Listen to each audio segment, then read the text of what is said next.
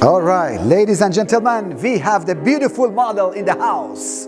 And as you could see, she has a gorgeous hair, very long, but it needs to have some nice shape. So I'm planning to give her a very nice long layer with the V shape. So in the front, I'm gonna do a face framing. The face framing, it makes it so beautiful her, because right now she has only like just 2-step layer in the front.